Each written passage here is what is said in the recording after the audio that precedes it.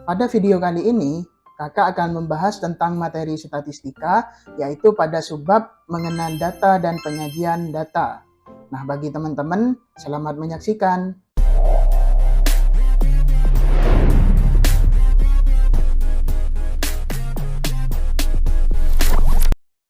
Halo, selamat datang di channel Matematika Santai. Oke, kembali lagi bersama saya Nailun Niam dari Matematika Santai. Pada video kali ini, Kakak akan membahas tentang materi statistika pada subbab mengenal data dan penyajian data. Nah, materi ini cocok bagi teman-teman yang masih SD maupun yang sudah SMP ya. Nah, untuk bagi yang SMA mungkin video ini kurang mendalam ya, karena kami ya khususkan materi ini untuk materi SMP. Nah, oke, langsung saja. Nah, teman-teman bisa memahami peta konsep yang ada di layar ini ya. Jadi dalam ilmu statistika itu ya, itu terbagi menjadi 3 tahapan. Yang pertama ada tahapan pengumpulan data, yang kedua ada tahap penyajian data, dan yang ketiga ada tahap pengolahan data. Nah, fokus kita di sini yaitu pada tahap penyajian data ya. Nah, penyajian data ini itu terbagi menjadi dua, yaitu penyajian data dalam bentuk tabel dan penyajian data dalam bentuk diagram. Nah, ini diagram bukan cuma satu ya. Sebenarnya diagram ini masih dibagi menjadi beberapa ya. Ya, masih dibagi menjadi 3 ya. Untuk tingkat SMP itu 3. Ada diagram garis ya, diagram batang sama diagram lingkaran. Nah, pertama kita mari mengenal data. Apa itu data ya? Data adalah informasi yang diperoleh dari objek atau kejadian atau diperoleh dari narasumber. Nah, pada tahap pengumpulan data ya, nah yang itu bisa dilakukan dengan cara wawancara atau interview. Nah, jadi teman-teman untuk mengumpulkan data ya, kita bisa wawancara ke seseorang ya atau ke siapa yang menjadi tokoh dalam permasalahan tersebut. Nah, yang kedua bisa dengan angket atau kuesioner. Nah, dan yang ketiga bisa dengan pengamatan ya atau observasi. Nah, teman-teman bisa dilakukan dengan salah satu saja ya ini, atau teman-teman bisa lakukan semuanya untuk mengumpulkan data agar data tersebut bisa lebih valid. Nah, kita menyajikan data dalam bentuk tabel ya. Jadi untuk menyajikan data dalam bentuk tabel itu ada 3. Yang pertama itu tabel baris dan kolom. Jadi bentuknya seperti ini. Nah, ini ada tahun ya. Ada banyak mobil terjual. Jadi biasanya tabel baris dan kolom itu terdiri dari beberapa baris dan 2 kolom. Jadi baris itu ini, jadi baris 1, 2, 3, 4 dan seterusnya ya ke bawah, dan kolom ya ada 2 kolom, kolom tahun sama kolom banyak mobil. Jadi cara bacanya, nah ketika tahun 2011 itu ada sebanyak 28.335 mobil yang terjual. Nah, ketika tahun 2012 ada 25.946 mobil terjual dan seterusnya.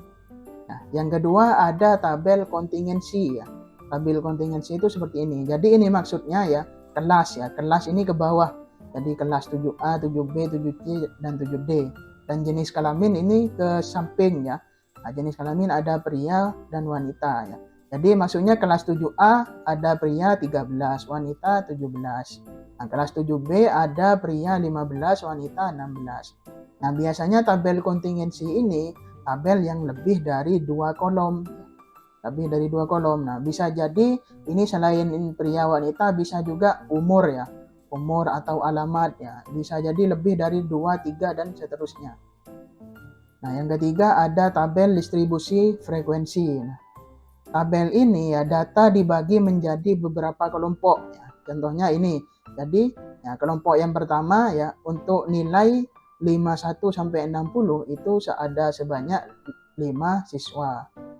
Nilai 61 sampai 70 itu ada sebanyak 8 siswa dan selanjutnya. Jadi ada beberapa kelompok. Jadi jumlahnya ini ada 50 siswa.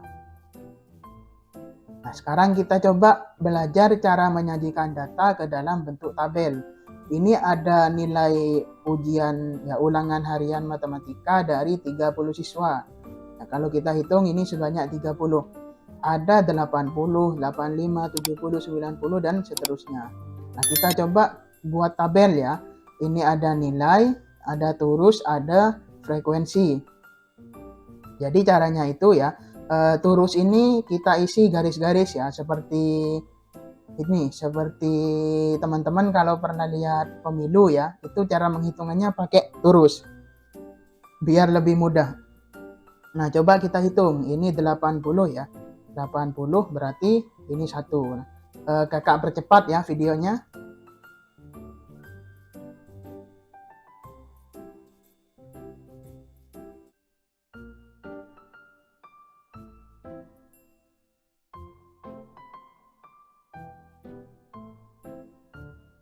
Nah, oke.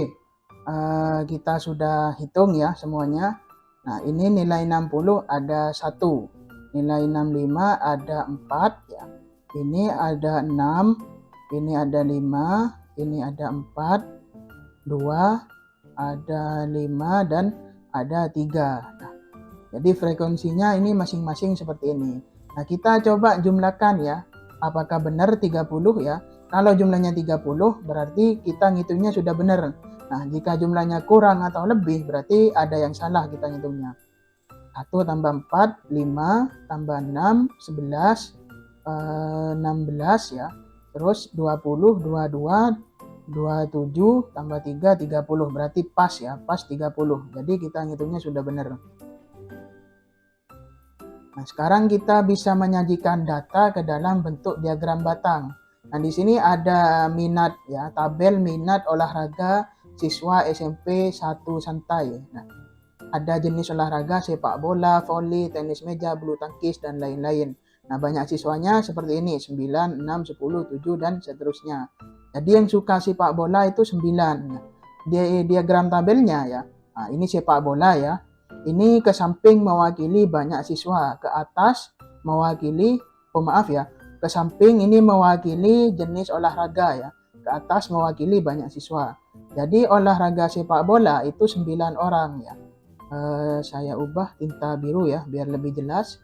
Nah, ini 9 orang, jadi lurusnya 9 gitu. Jadi 9 di sini ya, lurus ke 9. Ini voli 6 orang, jadi lurusnya angka 6. Dan tenis meja itu 10 ya. Jadi garisnya ini lurus angka 10. Bulu tangkis itu ada 7 ya. Jadi 7 itu di sini ya. Nah, 7. Dan renang itu ada 5 ya, lurusnya 5.